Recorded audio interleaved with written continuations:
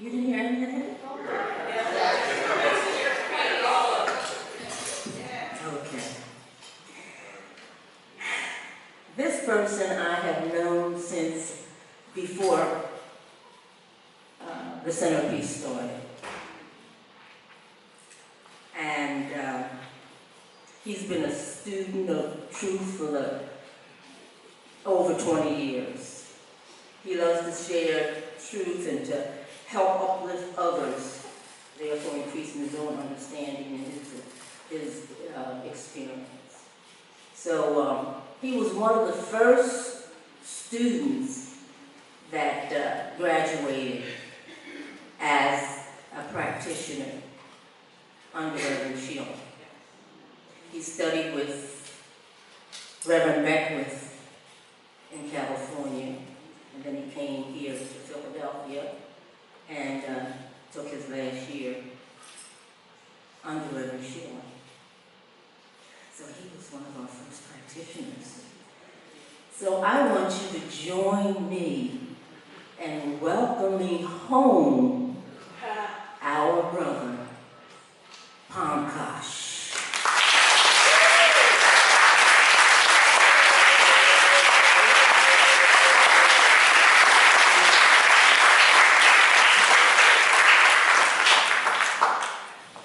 I really need to be home today. It's good to be home.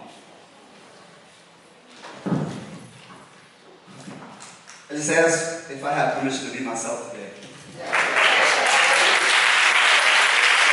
Because what I have is kind of like a Melody G song. I'm going to be all over the place and bring in whatever comes in.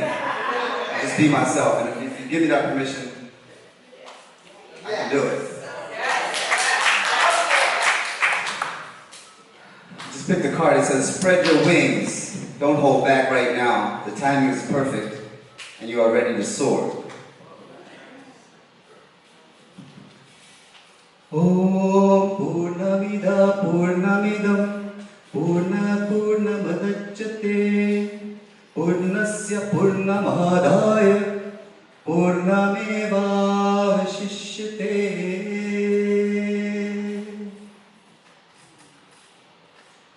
That is perfect.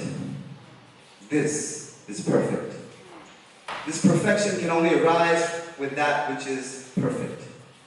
And if you were to remove all that this is, all that would remain still would be perfect, whole, complete, purna, wholeness, fullness, completeness. Some say perfection.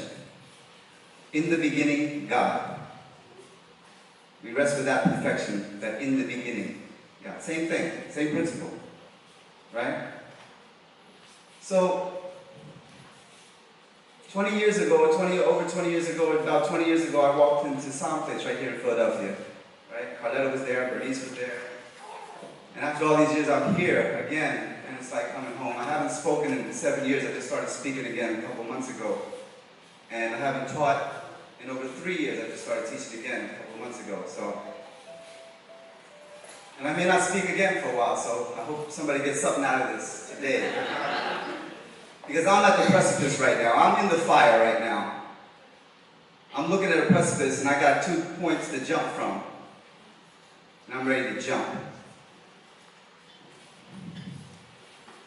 I heard this poem too about 20 years ago and I read it yesterday. And it hit home like nothing else. It's called The Invitation by Araya, Mountain Dreamer. It doesn't interest me what you do for a living. I want to know what you ache for. And if you dare to dream of meeting your heart's longing. It doesn't interest me how old you are. I want to know if you're willing to risk looking like a fool for love, for your dream, for the adventure of being alive.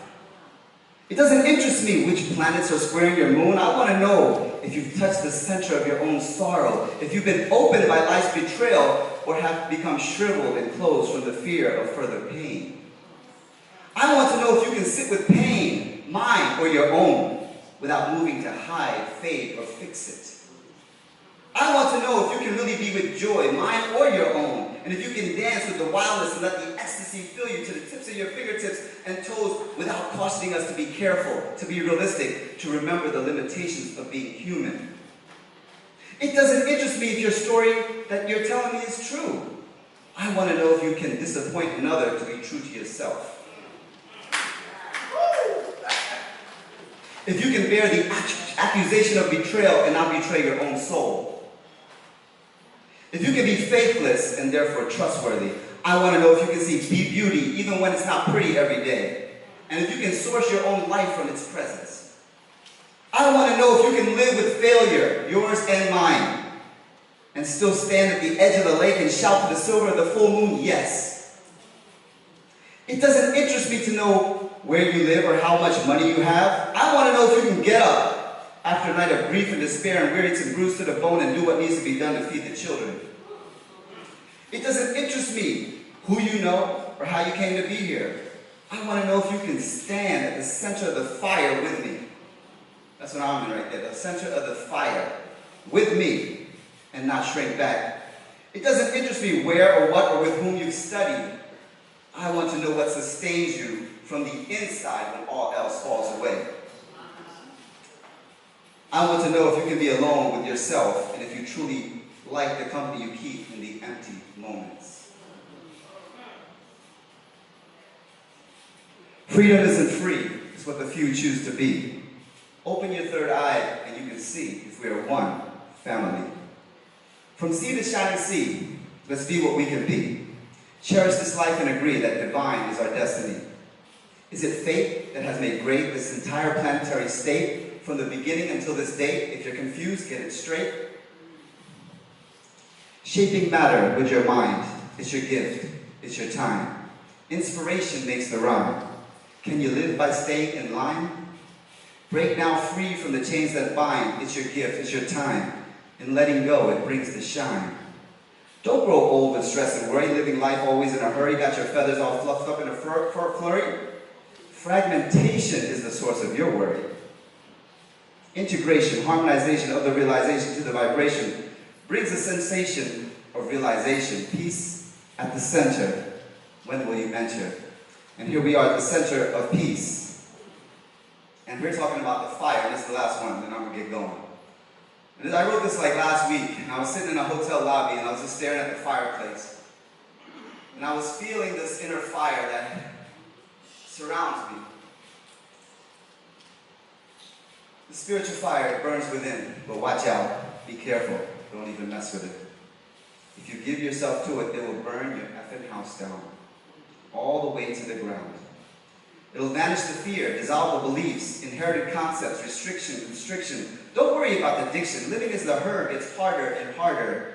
Go within, go farther and farther. Trust the way has been provided in divine order. So, I've had this book for a few years. This book was written in the 20s. He was a contemporary of Ernest Holmes. I hope you know who he is if you're here.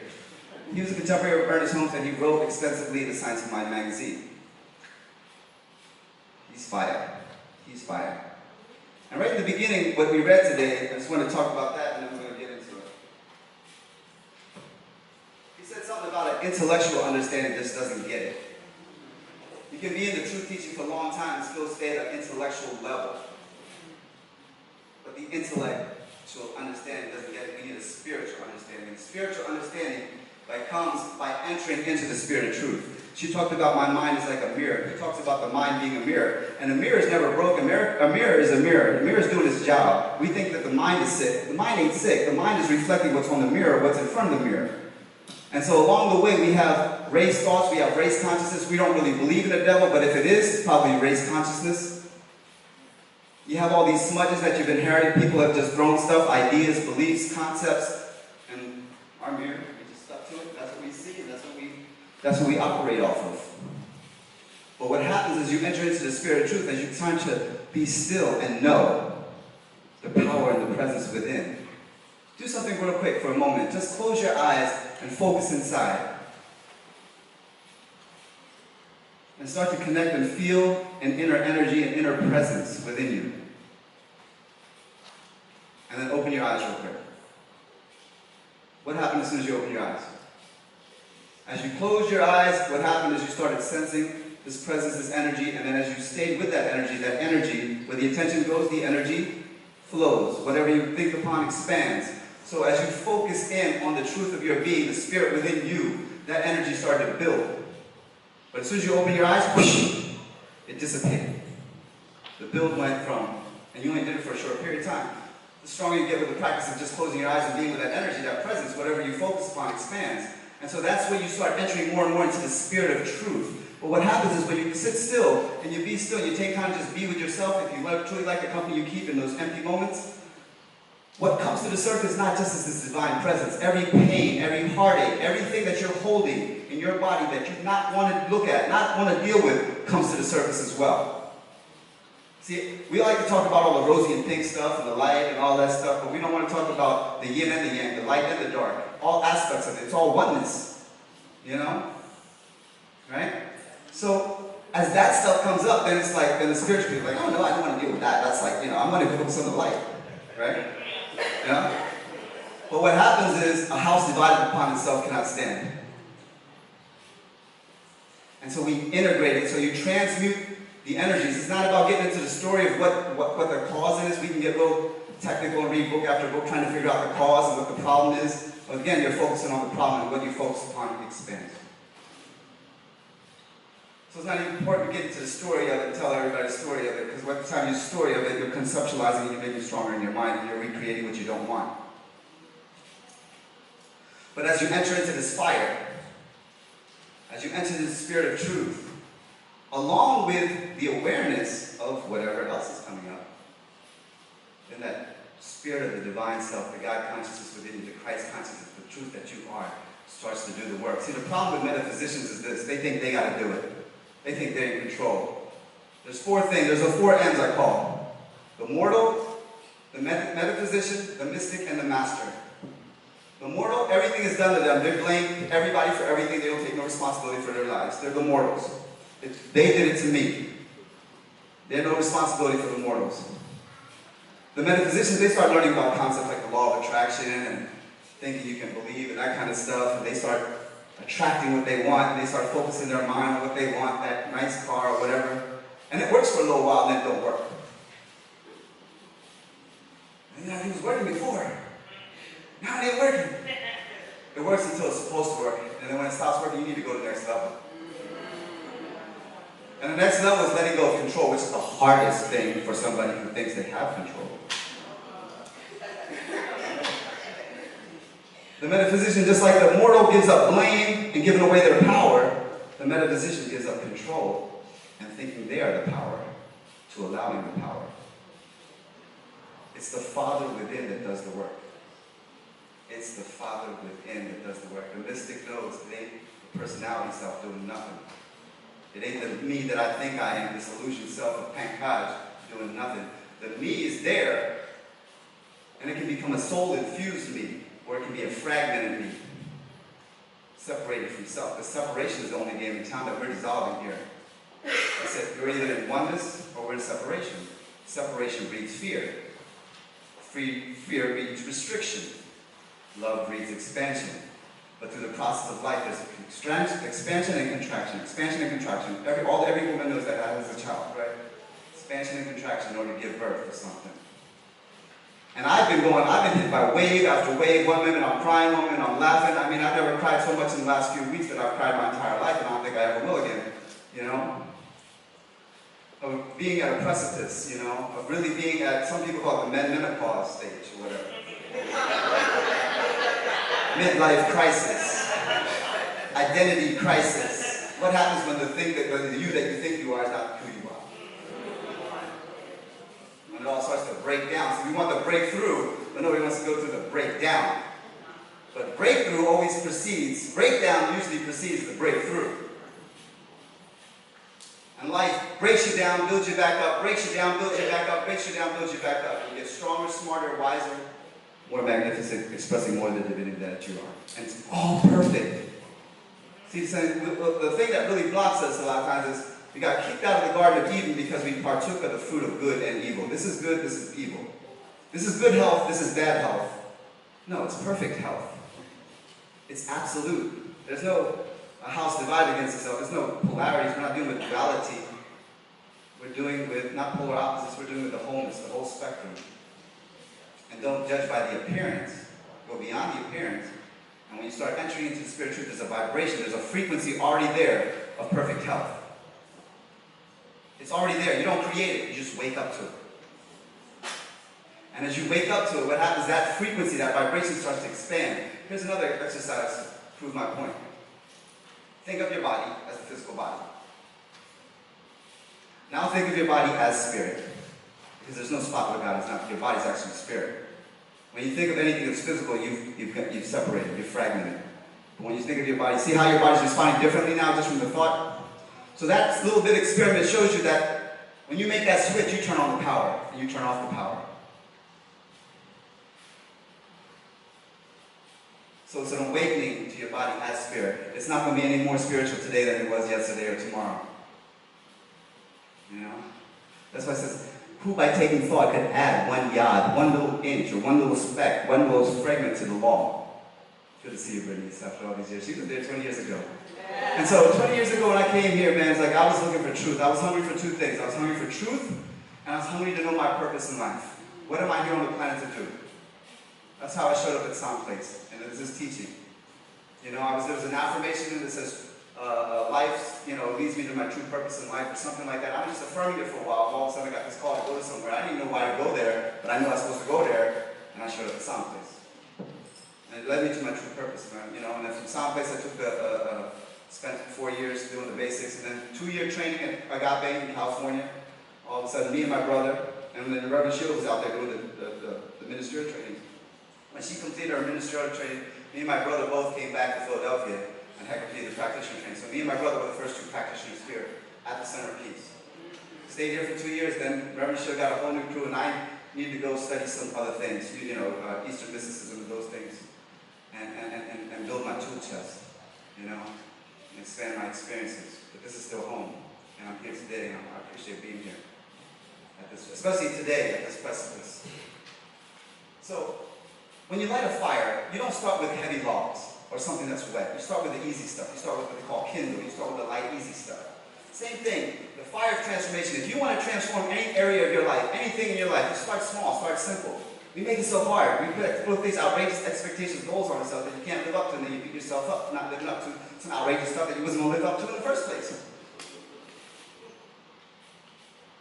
Then you feel bad about it. Brings down your vibration. So to start a fire, you start light. But the key is to keep it lit. Even if it's light, if you stop feeding the fire, what happens? It goes out. But if you start light and you continue to have consistency, you build what's called momentum. And when you have momentum, you're unstoppable. It's like a train. When that train leaves the train station, in the beginning, you can stop. After a while, that train builds momentum. Even if they want to stop on the dime, they cannot do it. Because the momentum has built up. And once a fire has built up momentum, it will tear down anything in its path. It doesn't matter how big that structure is. If it's burnable, flammable, the fire that has been built from momentum and being fed consistently starts to continue to grow and expand. And the same thing with that inner fire. As you build the consistency of being still, of tuning in, of bringing that awareness, seek and you shall find. Knock, the door is open already unto you. Step in, peace at the center, when you're going to enter. You know? And it's always there. It's not like at this time, at that meditation time, that's when it's going to be there. Or this class, you know what I'm saying? It's there all the time. But the Quran says, "Al-insana la tukhsir," which means man's a forgetful creature. We forget. We need each other to remind ourselves. We need books, we need all that kind of stuff. But at one point, you got to give up the books, you got to give up the tapes, you got to give up the gurus, you got to give up the teachers, and you just got to be with yourself. And when that voice within speaks, the earth will shake and rattle.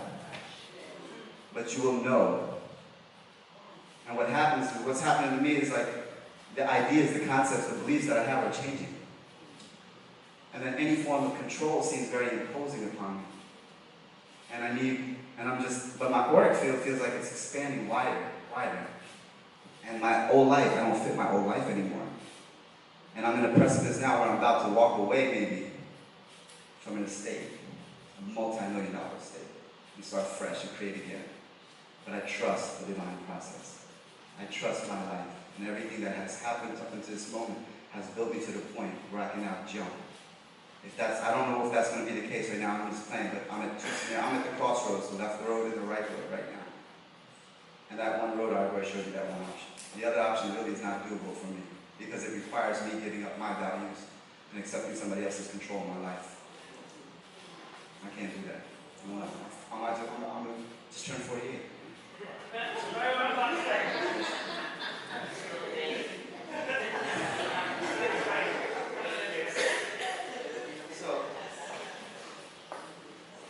Intellectual understanding looks upon the truth without, and thus hears to comprehend the outer form of truth. The spiritual understanding enters into the very spirit of truth and gains the power not only to know the truth itself, but also to know everything that exists within the wonderful world of truth.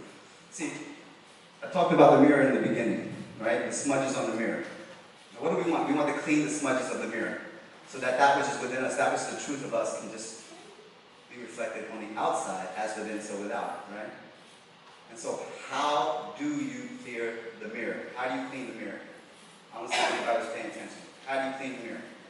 You need to clean yourself from within, and then you can clean the mirror. Because this is from within. Thank you, Ruby.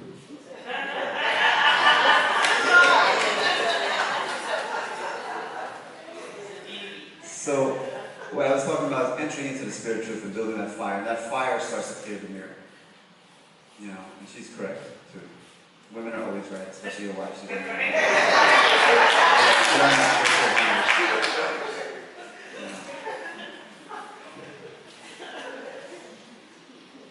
So, entering into spiritual truth, that's what he says in that book, dissolves the mirror. It's a very simple practice. You just close your eyes, turn within, connect to that spirit. As you can do that on a consistent, continual basis, that will build a momentum. The fire starts to grow. But be careful, the fire will burn your house down. Thank you.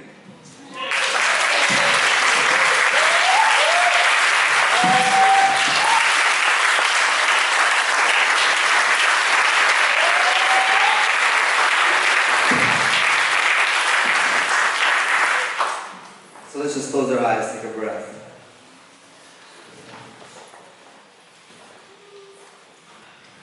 Just be with the breath, because the breath is always spirit. Breath is indigenous to spirit in so many cultures, in so many languages.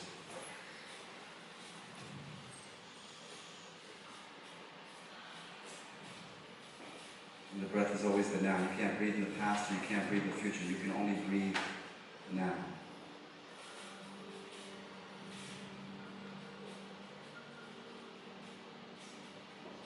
And we just let ourselves experience each breath.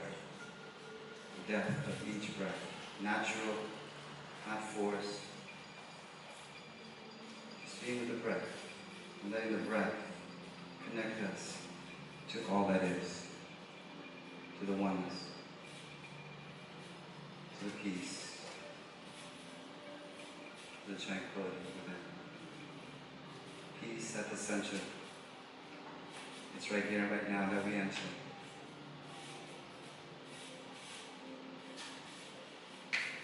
And that fire of spiritual peace within starts to grow, encompassing our mind, our bodies, everything, etheric bodies. We just connect it with each and every one in this space, becoming one with the one. From this space outward, throughout this city, throughout the state, throughout this country. Because in knowing perfect health, we're not just knowing perfect health for our physical bodies, we're knowing it for this planet, we're knowing it for the government, we're knowing it for every area of life. And in knowing that for every area, we know for ourselves easily and effortlessly. Because we don't create it, we're just waking up to it, we're just feeling it, we're just letting it be, we're just allowing the Father within to do the work. And we are surrendering, getting out the way, being open and available. Thy will be done on earth as it is in heaven. So it is. Amen.